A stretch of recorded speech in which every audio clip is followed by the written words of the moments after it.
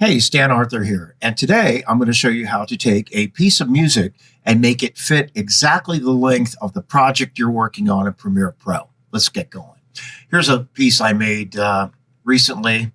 It's just a little promotional thing for a charitable event, and it's just a little man on the scene thing, interview in the park, and at the end... Do you love St. Pete? Of course. All right then. See you later. And it goes to a logo. Okay, so the piece of music I've chosen for this is right here, and we'll drop it in, and it's way too long. So we just hit the key there, and we can see it's just way too long. We're going to go to Edit in Adobe Audition, Sequence, and wait for it. Oh, we got to do this. We have to do this, of course. Browse for it, put it in the right place. Directory already is yes, we're going to overwrite it. Okay, now here it is. Let's make sure we're zoomed all the way out. Now we're going to highlight this, and we're going to go to Music, Duration, and Remix.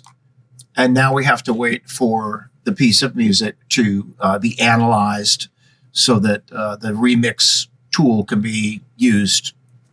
And it only takes, I don't know, about 30 seconds or so. There it is. Okay, now we're going to stretch this to where the end of the piece is. Now, it's not going to be exactly right. If we zoom in on this, you can see. We see this last crash right here. We want this over here. But it's not going to do it exactly right. I mean, I can make it that way. And now it's too short. If we try to get right on the point there, it's still too long. That's okay. And I'm going to show you why.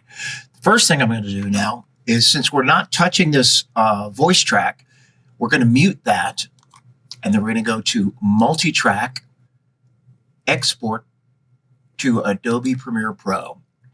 And now we're not going to use export each track as stem. We're going to mix it down to a stereo file and make sure we're going to be able to open it up in Premiere Pro and click Export.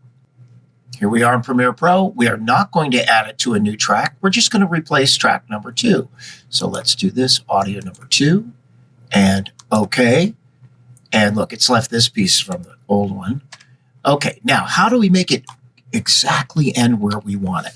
First, you want to right-click on it, and under Speed Duration, choose Maintain Audio Pitch. Okay. Now we're going to choose the Rate Stretch tool, which is a shortcut key R. And this, again, let's go ahead and put a marker back in here again where we want this to. There we go. Okay, now with the Rate Stretch tool, I'm going to eyeball this. Do we get it right there? Right. That's going to work just fine. Now you notice we have a red line here, which means before you can hear it, it has to render it. Thankfully, that does not take long. So if we hit the play bar, it's going to say rendering required file, but it won't take long at all, and we'll be able to watch this whole piece with the music.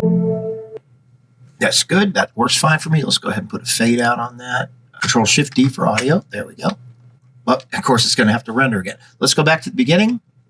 And we don't want a fade in. So,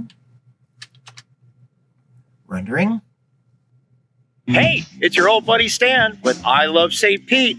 And today I am here with Annie Earlysmith. Say hi, Annie. Hi.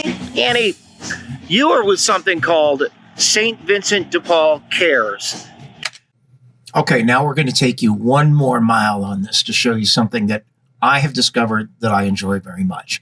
And it is Alex Audio Butler, the automatic mixing tool that works like a charm.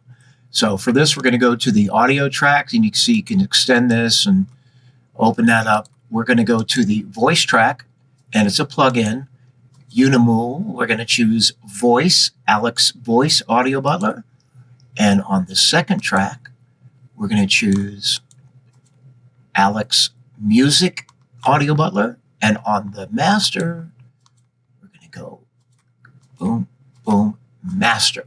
Now, in order for this to work right, it has to run all the way through in real time. So we're going to go back to the top here and let it run through real time and allow Alex Audio Butler to do its stuff.